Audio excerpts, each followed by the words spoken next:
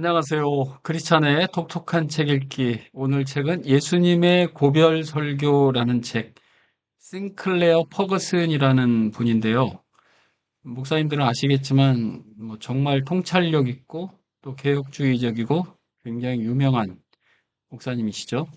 이분이 예수님의 고별 설교라고 하는 내용을 요한복음 13장부터 17장까지 마지막 잡히시던 날 밤에 있었던 내용이잖아요. 주님께서 이제 제자들하고 마지막 식탁에 둘러 앉아서 그때 발도 씻어주시고 또 성찬식도 제정하시고 포도나무 비유라든지 예수님의 대제사장적 기도라고 알려져 있는 17장에서의 기도 이런 내용들을 한꺼번에 다 요한복음에 담겨 있는데 그 부분을 집중적으로 우리에게 소개해 주고 있습니다. 정말 정말 통찰력이 있었고 정말 정말 도움이 되는 그런 책이더라고요. 전체 13개장인데 급하게 하지 않고 빼먹지도 않고 천천히 한번 해보겠습니다. 1장은 그리스도의 마음이라고 이렇게 정했더라고요. 마지막 만찬 자리에서 허리에 수건을 동이셨죠. 제자들의 발을 씻어주셨어요. 이 모습은 예수님이 종의 형체를 가지고 이 땅에 오신 분, 그리고 대속의 십자가를 지시는 그 모든 모습들을 담고 있다. 그리고 그 사역 마치면 주님은 다시 성부 하나님께로 돌아가겠죠. 이 극명한 대조를 보여주고 있는데요. 그때 제자들은 누가복음에 보면 서로 누가 큰지 다투고 있었어요. 주님은 그 더러운 발들을 씻어주셨죠. 겸손의 절정이 아닐 수 없습니다. 사탄의 음모 또 하나님의 목적 이게 대비되는 모습도 나와요. 그때 왜 가룟 유다 마음 안에 사탄이 예수님을 팔려는 생각을 넣었다 이렇게 나오잖아요. 이 사탄은 지속적으로 헤롯 또 광야에서의 그 사탄이 유혹했던 것 여기서 이제 처음 헤롯이라고 하는 말은 그 베들레헴으로 예수님께서 이제 베들레헴에서 유대인의 왕이 났다라고 했을 때 다 죽이려고 했잖아요. 그런 거. 또 광야에서 예수님을 유혹했던 거. 또 베드로를 이용해서 예수님을 거역하려고 했었던 그런 거. 12제자 중에 재정을 맡았던 가룟 유다. 이런 사람들에게 영향을 줘서 지속적으로 하나님의 그 계획과 목적을 방해하려고 했단 말이야.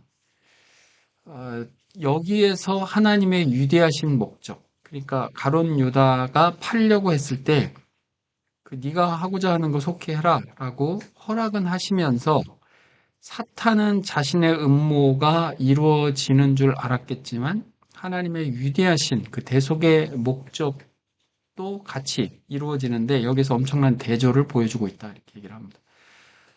헬라어 발로라고 하는 단어가 있는데 어디에 넣다 이런 뜻인데 사탄이 가룟 유다에게 예수님을 팔려는 생각을 넣었다라고 하는 그런 단어하고 바로 이어서 예수님께서 대야에 물을 담았다, 뜨셨다, 넣었다 이런 같은 단어를 쓰고 있는데 되게 재밌죠? 주님의 마음, 사탄의 음모 이게 얼마나 극명하게 대비되는지 주님은 겸손하게 제자들의 발을 씻어주기 위해서 그렇게 하셨다면 사탄은 예수 그리스도를 어쨌든 파멸시키기 위해서 온갖 음모들을 꾸미고 있는 것들을 대조해 보여주고 있습니다. 예수님께서는 여기서 확실하게 본보기가 되어 주셨거든요. 내가 너희에게 행한 것처럼이라고 하는 말씀을 분명하게 해주세요. 예수님은 우리의 확실한 본보기 모델이 되어 주시는데 무릎을 꿇으셔서 발을 다 씻어준 뒤에 다시 일어나 겉옷을 입으셨다고요. 이 겉옷을 입으셨다라고 하는 것은 하나님의 그 영광의 자리로 나중에 다다르실 것이다라고 하는 것까지도 연결을 해서 이 저자는 설명을 해주고 있습니다.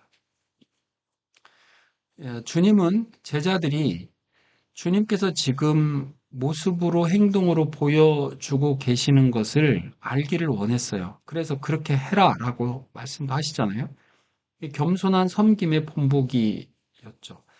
우리가 예수를 믿는다고 하지만 사실은 이렇게 섬긴다라고 하는 부분에 있어서는 별개로 생각하는 경향이 많아요. 자기의 어떤 기본적인 성품, 성향, 이것으로 혹은 뭐 자기의 현재 자존심, 자기 위치, 뭐 이런 걸로도 많이 생각하는데 주님을 닮겠다라고 하는 가장 기초적인 것 중에 하나는 겸손의 섬김이죠. 이 장은 우리가 아는 것에 대한 부분을 담고 있는데 앞서 얘기했던 것처럼 이 본을 받아서 우리가 변화되는 것으로 이끌어갑니다. 변화된 삶으로 가는 가장 복된 길, 제자들이 주님을 닮아야 한다. 우리는 주님이 하신 일, 그리고 우리가 해야 할 일의 상관관계를 빨리 알아야 되는 거죠. 우리가 하는 일은 뭐 주님이 하신 일하고 전혀 상관이 없지가 않으니까. 그래서 우리가 변화를 받는 것은 우리가 뭐, 이제 변화해야지 라고 아무리 의지적으로 결단을 해서 되는 게 아니라 주님께서 무슨 일을 하셨는지, 복음에 대한 아주 기본적인 이해가 우리 안에 완전히 바탕으로 담겨 있어야 이 변화가 가능해지는 것이죠. 그렇게 했을 때 다른 사람을 대하는 자세가 굉장히 달라지는 거예요. 왜냐하면 주님이 나를 어떻게 대해 주셨는지, 나를 어떻게 상대해 주셨는지를 우리가 깊게 생각하다 보면 당연히 다른 사람들을 어떻게 대해야 될지 배우게 되지 않겠어요? 이제 굳이 오늘 헬라어가 두 번째 나오네요. 후포그람모스라고 하는 것이 이게 본인데 우리 어렸을 때 이렇게 글씨를 쓸 때 점선으로 글씨를 써놓고 그 위에 그대로 덧 쓰는 거 있잖아요. 그래서 뭐 단어가 됐든 아니면 문장이 됐든 그렇게 따라서 쓰는 것을 본 이렇게 얘기하는데 그 주님의 본이 우리 마음 안에 사실은 완전히 새겨 있어야 우리가 그렇게 변화된 삶을 살 수 있다. 이런 내용을 담고 있습니다. 그렇다면 나의 정체성은 뭐냐? 여러분, 나는 도대체 어디서 왔고 어떤 존재이며 무엇을 해야 하는가? 우리 많이 궁금해 하잖아요. 답답해하고. 주님을 알면서 진짜 우리의 정체성이 정립이 되어야 이게 정확한 거예요. 주님을 닮는 그 정체성, 또 주님의 제자로서의 정체성, 주님의 종된, 자발적 종이죠. 그 종된 모습으로서의 그 모습, 그게 이제 우리의 정체성이 되는 거죠. 그래서 다른 사람들은 우리의 삶을 보고 예수님에 대한 관점을 형성하는 거예요. 다른 사람들은 예수님이 누군지, 교회가 뭔지, 성경이 뭔지 모르잖아요. 근데 우리는 교회도 다니고 성경도 읽고 예배도 드리고 예수님을 안단 말이죠. 그렇게 예수님을 알고 행하는 이것을 우리의 삶 가운데에서 보여줄 때 하나님께서는 우리에게 복을 허락하신다. 성경이 말하는 복은 또 달라요. 일반인들이 얘기하는 복하고 성경에서는 창세기 1장부터 요한계시록 22장까지 복이라는 단어가 다 나와요. 그런데 우리가 일반적으로 얘기하는 것처럼 뭐 돈 잘 벌고 굉장히 뭐 명예롭게 되고 뭐 이런 복을 얘기하는 게 아니라 여기 제가 이렇게 써놨듯이 주님께서 우리를 좋게 아주 선하게 귀하게 여겨주시는 것 그리고 마카리오스라고 하는 것은 우리가 복 있는 사람은 이렇게 얘기할 때 이런 사람은 복이 있다라고 했을 때 주로 쓰는 용어인데 행복하다. 복을 누리는 삶이다. 주님 안에 있는 게 진정으로 복을 누리는 거겠죠. 그래서 우리가 이렇게 나의 정체성을 확립하고 주님의 제자로서 그 삶을 살아갈 때 진정한 복된 삶을 살 것이다. 또 이 요한복음 13장에서 예수님께서는 가룟 유다의 발도 씻어 주셨거든요. 자신을 짓밟으려고 들어 올렸던 발꿈치. 그게 시편 41편에 나오는 배신자의 발꿈치인데 그 발꿈치도 다 씻어 주셨다. 정말 주님의 사랑의 깊이가 있다. 이것을 저자는 얘기하고 있습니다. 처음에는 그렇게 이 무리 중에 나를 배신할 자가 있어 라고 말씀하실 때 굉장히 어두우셨어요. 이 분위기 자체가. 그리고 굉장히 힘드셨고, 그 현실적인 문제 때문에 굉장히 괴로우셨죠. 그러다가 가룟 유다가 예수님을 팔아 넘기기 위해서 그 밤에 그 자리에서 나가요. 그러니까 12제자와 예수님 13명이 그곳에서 식사를 하다가 이제 한 명이 나간 거죠. 이제 배신자가 누군지 드러난 거죠. 다른 제자들은 몰랐었는데. 그랬는데 이제 그가 예수님을 파는, 그래서 예수님의 발꿈치를 상하게 하는 길잡이가 되려고 이제 자기 길을 간 거죠. 그 다음부터는 이제 남아있는 사람들은 다 깨끗해진 사람들, 또 이제 주님과 함께 그 앞으로의 길을 걸어갈 사람들이기 때문에 주님께서는 굉장히 분위기가 반전되도록 밝게, 그래서 이 대속의 사역을 통해서 주님이 영광을 받으실 것이고, 또 주님께서는 결국 이 사도들을 통해서 이 사역을 펼쳐 나갈 것이다 라고 하는 굉장히 밝은 분위기로 이제 변경이 됩니다. 주님은 죄가 없으셨어요. 주님께 죄를 밝혀보려고 사내들인 공의회, 오늘날 치면 국회의원들이죠. 또 수없이 많은 증인들, 또 거기 유대 총독으로 와 있는 빌라도, 또 많은 군중들, 다 예수님께 죄를 찾아내려고 했지만 죄를 못 찾아냈거든요. 근데 죄가 없으신 분이 돌아가셨어요. 왜요? 누구를 위해서요? 우리를 위해서 돌아가셨다. 우리가 잊어서는 안 되겠죠. 그리고 고린도후서 5장에 그것은 하나님의 의가, 우리가 하나님의 의가 되도록 하시려고 그렇게 하신 것이다. 주님은 아버지 하나님에 대한 완전한 순종으로 대속의 죽으심을 죽으셨고, 그걸로 인해서 영광을 받으실 것이다. 이렇게 설명을 하고 있습니다.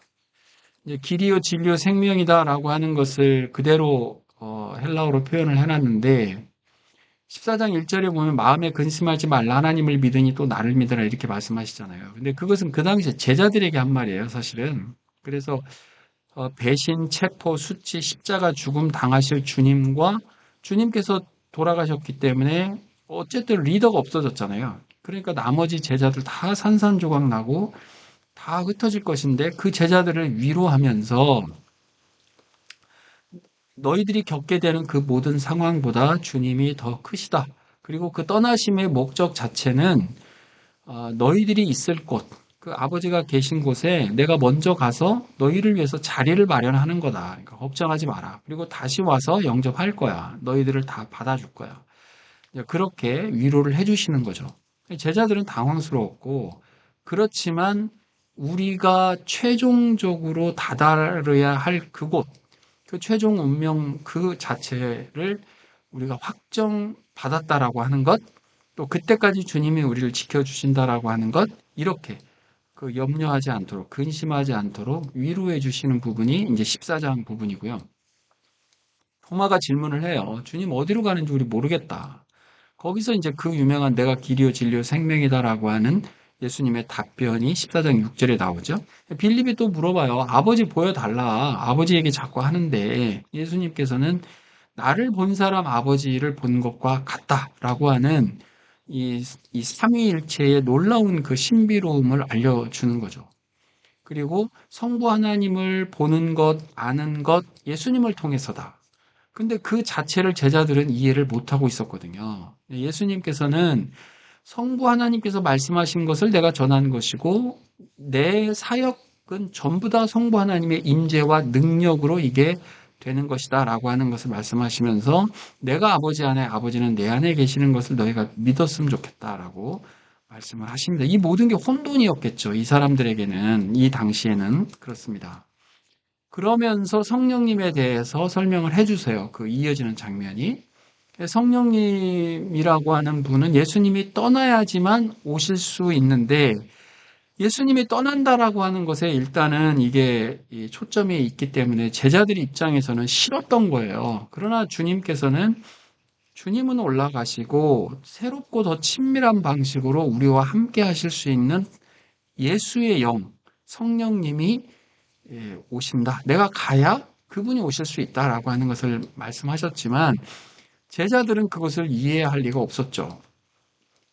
그래서 주님께서 말씀하신 게 또 다른 보혜사 말씀을 하시잖아요. 여기 또 다른 보혜사라는 말은 또 다른 진본, 알로스 파라클레토스. 파라클레토스는 곁에 계시는 분, 알로스는 같은 종류의 다른 것, 다른 종류가 아닌 거예요. 같은 종류의 다른 분, 성령님이 오실 것이다라고 얘기를 하십니다. 그래서 예수님을 통해서 이미 도우시는 예수님을 다 경험했잖아요. 그 예수님처럼 동일하게 너희들 모두에게 올 거다. 그것이 훨씬 더 친밀한 방식으로 너희들을 돕는 거다. 예수님을 잃어버리는 게 아니다. 새로운 방식이다라고 얘기를 하는 거예요. 그래서 성령님의 역할은 그리스도의 영으로 우리 안에 거하시죠. 믿으시죠? 우리 안에 거하세요. 그리고 성부 하나님과 예수님의 그 교제의 친밀감을 더 깊게 우리를 가져가게 하실 것입니다. 그러면서 이제 요한복음 15장 이 참 포도나무에 대한 이 연합 열매에 대한 놀라운 신비로운 비유를 설명해 주시는 거죠. 예수님은 성령님의 내주하심을 통해서 제자들과 맺게 될 완전히 새로운 관계에 대해서 이 포도나무 비유로 말씀을 하시는데 예수님 포도나무, 우리는 가지. 목적은 더 열매를 맺게 하려고. 우리는 주님께 붙어 있어야 되는 거죠. 주님과 떨어져 있으면 아무것도 못해요. 우리는 그리스도와 연합한 상태가 되었고 우리 생명이 이제 더 이상은 내 개별적 삶이 아니라 주님과 연결되어 있는 삶이다 라고 하는 것을 우리에게 깨닫도록 가르쳐 주고 있습니다. 이 영상을 보시는 분들 다 그렇게 믿으시면 좋겠어요. 그러면서 주님이 내 안에 계심으로 생기는 나의 새로운 정체성, 아까 앞에 정체성 잠깐 얘기했잖아요. 그러니까 그리스도인의 정체성은요, 주님하고 연결된 상태에서의 정체성을 봐야 되는 거예요. 우리 개별적 정체성은 아닌 거죠. 우리 안에 주님이 거한다라고 하는 게 무슨 뜻이냐, 어떤 방식이냐, 말씀이 우리 안에 거하는 방식이다. 예, 주님께서 우리 안에 거하는데 어떤 방식으로 거하냐? 하나님의 말씀이 우리 안에 거하는 거다. 그래서 우리가 신앙생활을 하게 되면 하나님의 말씀이 정말 우리 안에 많이 거해야 돼요. 예. 말씀이 그냥 자동적으로 우리 안에 이렇게 입력되는 게 아니잖아요. 우리의 어떤 인지, 어떤 감각기관을 통해서 우리가 말씀을 듣고 읽고 새기고 묵상하면서 암송하면서 그 말씀들이 우리 안에 담기는 거죠. 그렇게 가야 되는 거죠. 성장을 방해하는 요소를 잘라내는 가지치기도 있어요.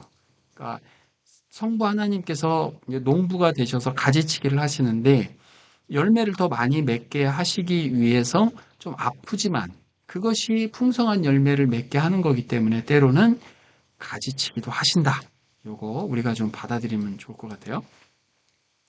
또 이 말씀이 우리에게 주는 두 가지 비밀이 있는데 하나는 이제 우리는 사실 요거를 먼저 요것만 생각하게 되는데 첫째가 뭐냐면 말씀을 배우고 그 가르침대로 사는 거죠. 이렇게 얼마나 중요해요? 그냥 듣고 흘리면 안 되니까. 그래서 실천을 통해서 우리 삶이 성경의 가르침, 하나님의 마음과 뜻이 드러나는 그 삶을 사는 것이 첫 번째고요. 또 하나는 말씀 자체가 우리 안에 거할 때 우리에게 영향을 주신다는 거예요. 이게 요한복음 15장 3절에 보면 너희는 내가 일러준 말로 이미 깨끗해졌다. 너희 믿는 자 가운데 말씀이 역사한다. 말씀이 우리를 진리로 거룩하게 한다. 다 성경에 나오는 말이거든요. 그러니까 무슨 말이냐면 말씀 자체가 우리 안에 거하시는 것 자체로도 우리에게 영향을 준다. 그러니까 우리는 뭐 부지런히 진짜 말씀을 많이 읽고 듣고 배우고 학습해야 되는 것이죠. 그 말씀이 우리 안에 가득 차 있을수록 훨씬 더 우리는 확신도 더 견고해지고 주님도 더 잘 닮아갈 것이고 하나님의 마음도 더 잘 알 것입니다. 포도나무 가지에서 맺히는 가장 기본적인 열매는 사랑이고요. 하나님을 사랑한다면 그 계명에 순종하고 지키게 된다라고 하는 것도 말씀하십니다. 주님이 우리를 사랑하셨어요. 끝까지 사랑하셨다라고 말씀하시거든요. 정말 힘이 되죠. 주님은 가시는 그 순간까지도 또 가셔서도 우리를 사랑하신다. 그리고 우리는 그 받은 사랑을 다른 사람에게 전해주는 건데 우리 힘으로는 이게 잘 안 되거든요. 그래서 성령님께서 우리 안에 계셔서 다른 사람을 사랑할 수 있도록 돕는다. 그럴 때 기쁨은 덤으로 따라온다. 이렇게 얘기를 하고 있습니다. 여기는 이 사탄의 존재, 이 방해하는 세력들의 존재를 볼 수 있는 시각으로 넓혀져요. 앞서서 잠깐 말씀드렸는데 사탄이 그 에덴 동산에서 하와를 꼬드겨서 아담을 어쨌든 범죄하게 하잖아요. 보디발의 아내는 어떻습니까? 그 종으로 잡혀온 요셉을 유혹해서 완전히 타락시키려고 하는 그 이면의 사탄의 세력들을 얘기할 수 있는 거죠. 앞서 말씀드렸던 것처럼 헤롯, 그리스도를 지속적으로 해하려고 했단 말이에요. 창세기 3장 15절에 하나님께서 말씀하신 것처럼 여자의 후손이 결국 이 뱀의 후손을 멸할 것인데, 이 충돌은 계속 되어 왔단 말이에요.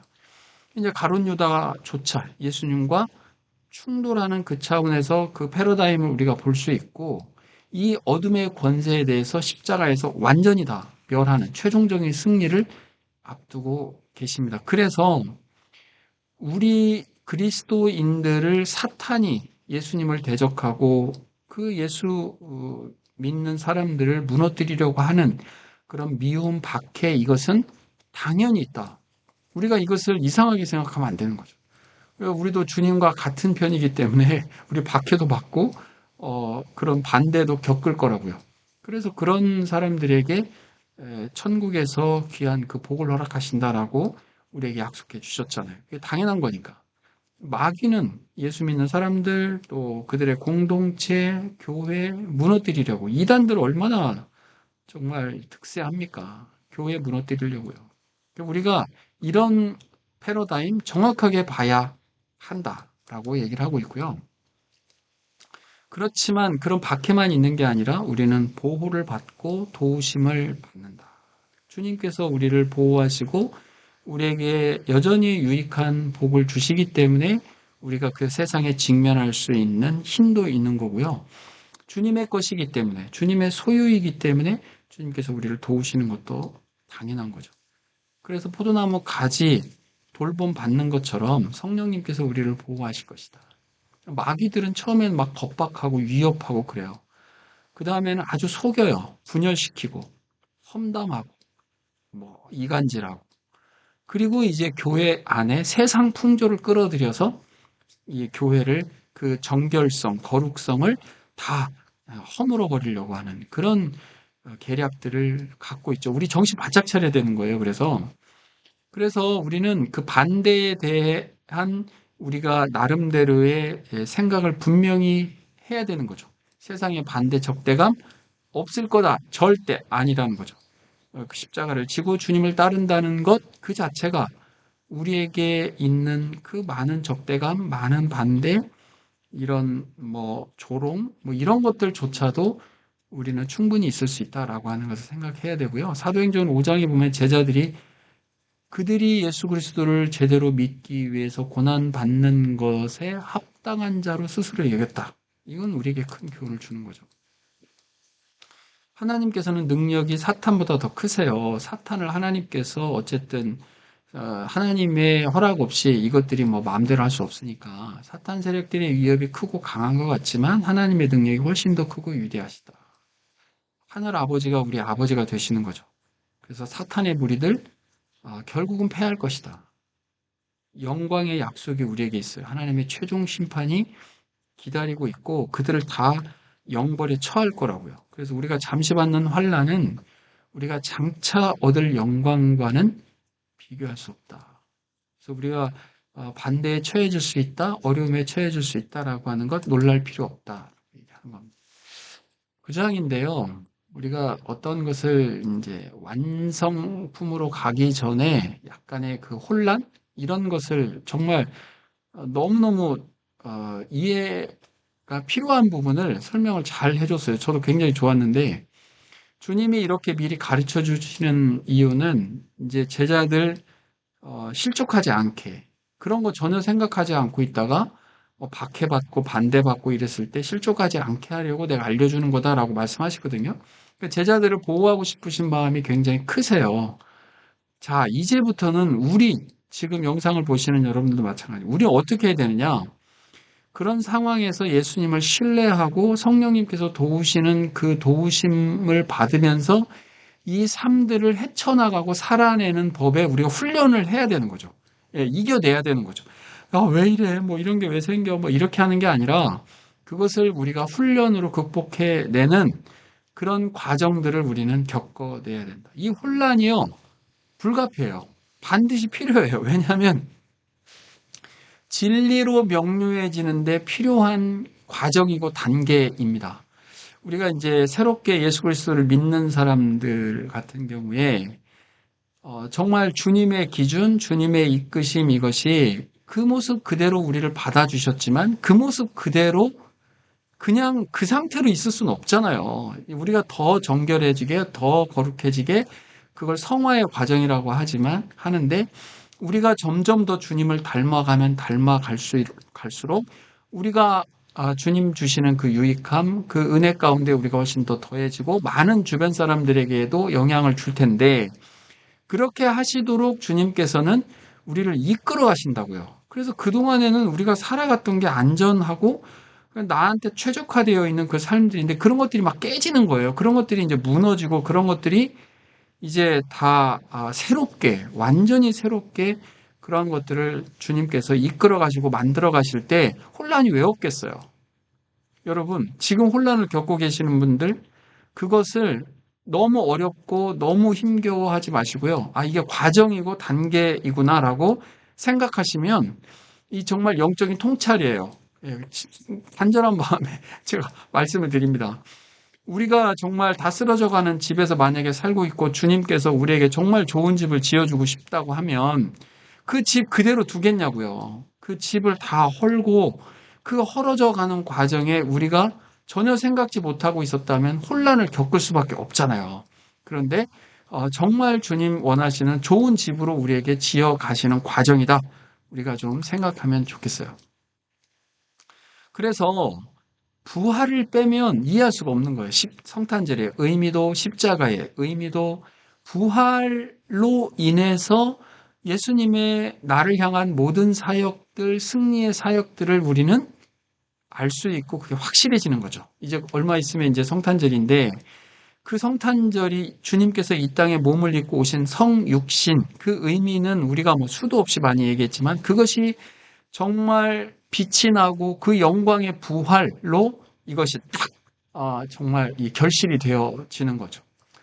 여러분, 하나님은 우리의 아버지가 되십니다. 물론 육신의 아버지가 있지만 우리가 영적으로 또 우리를 창조해 주신 분, 영혼을 창조해 주신 분은 하나님이시잖아요. 우리 하나님의 형상대로 창조됐고요.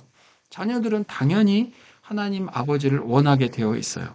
필요로 하도록 또 창조되어 있고요. 그래서 우리가 어떤 위기에 처했을 때 본성적으로 하나님을 찾는 경우 우리가 흔히 보거든요. 그게 이상한 게 아니에요. 우리가 하나님의 형상대로 창조되었기 때문에 본인 스스로 그것을 인정하고 하나님 앞으로 나오는 것이 맞는 거죠. 아버지께서 친히 너희를 사랑하심이라 주님께서 말씀하셨거든요. 하나님 우리 사랑하시기 때문에 그 사랑 변하지도 않고요. 그래서 하나님 아버지께서는 정말 은혜로운 의사소통, 우리에게 많은 메시지를 주시고 성경 말씀을 통해서 우리를 사랑하신다라고 하는 표현을 얼마나 많이 주셨게요. 그래서 그 성부 하나님과 우리가 다시 연결이 되고 정말 하나님께서 우리에게 허락하신 그 사랑의 열매가 우리에게 나오는 그 근원이자 샘이신 분이 하나님이시다라고 하는 것 우리가 알 수 있겠죠. 이제 17장에서 예수님의 정말 정말 정말 아름답고 정말 귀한 기도 내용이 나와요. 굉장히 길게 나오는데 최고 길죠. 성경에 나오는 예수님의 기도 내용이 이것을 대제사장적 기도다 이렇게 얘기해요. 구약에서는 대제사장이 있었어요. 1년에 딱 한 번 들어갈 수 있거든요. 지성소 안에 들어가는데 이 사람이 들어가기 전에 먼저 본인을 정결하게 하고 밤새워 기도했어요. 그리고 그 기도할 때 옆에서 깨워서 그 밤새 기도할 수 있도록 돕는 사람들까지도 다 마련이 돼 있었어요. 그래서 겟세마네 동산에서 제자들한테 야, 같이 기도하자라고 했는데 너희들 계속 자고 있냐? 한 시간도 못 깨어 있겠니? 라고 주님 말씀하시잖아요. 그 비슷한 경우예요. 속죄 제물로 수송아지 그리고 염소 2마리 중에서 한 마리는 속죄소로 피를 뿌리고 한 마리는 모든 죄를 안수해서 광야로 보내는 거죠. 그리고 이 대제사장이 기도할 때 3가지 기도 내용으로 동심원을 그리듯 기도하는데 자기 자신을 위해서, 그리고 함께 섬기는 그 구별된 사람들, 그리고 이제 이스라엘 전체 백성을 위해서 기도하는데 주님께서 그렇게 하신 거죠. 자신을 위해서 기도하셨고 제자들을 위해서 기도하셨고 하나님의 자녀, 그리고 자녀가 될 사람들까지, 오늘날 우리에게까지 생각하셔서 기도해 주셨습니다. 자, 우리 그렇게 기도하시는 내용을 제자들이 쭉 들었다고요. 그러면서 주님께서 어떠한 정서셨을까라고 하는 것을 이 저자가 정말 정말 감동적으로 써놨어요. 죄로 가득한 세상이잖아요. 오염으로 가득한 세상이에요. 그런데 주님은 죄가 없으신 세상에서 사셨잖아요. 거룩하신 곳에, 영화로운 곳에서 사셨다고요. 그분께서 이 죄로 가득한 이 세상에 오셔서 호흡하실 때, 담배 피우지 않는 사람들이 그 담배 연기 자욱한 곳에 들어가서 사는 때 얼마나 그 호흡이 불편했겠어요. 주님께서 이 땅에 사시는 동안 편안함을 겪지 못했을 것이다. 우리는 어때요? 우리는 너무 죄에 익숙해져서 이 심각한 삐뚤어짐, 이 타락함에 민감하지 못하고 오염 자체를 우리는 느끼지 못하고 있다. 이렇게 얘기합니다. 주님께서는 거룩하신 분이잖아요. 그 거룩하신 분께서 계실 때 사람들은 어떻게 그 거룩하심을 거부하고 십자가에서 죽이기까지 하는 거죠. 주님은 영광에 대한 그리움이 있지 않으셨겠어요? 우리도 그렇잖아요.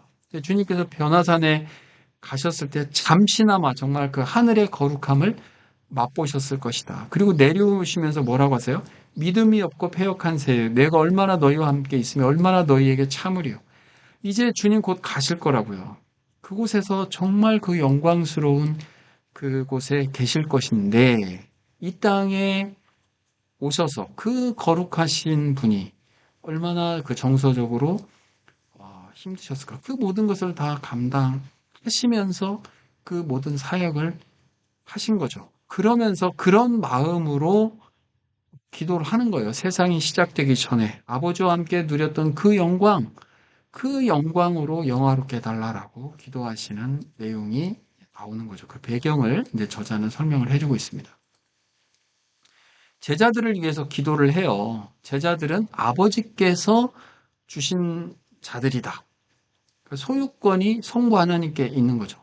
주님께서는 또 우리를 구원하시기 위해서 이제 그 사도들을 통해서 복음이 전해지고 그 복음의 전해짐을 받은 우리를 구원하시기 위해서 속죄가 필요했고 그 속죄를 위해서는 성자 하나님께서 성육신 하셔서 희생해야만 가능했고 또 새로운 생명, 새로운 믿음을 성령 하나님을 통해서 주셔야 되잖아요. 그렇기 때문에 성자 하나님, 성령 하나님의 역사가 다 필요했다.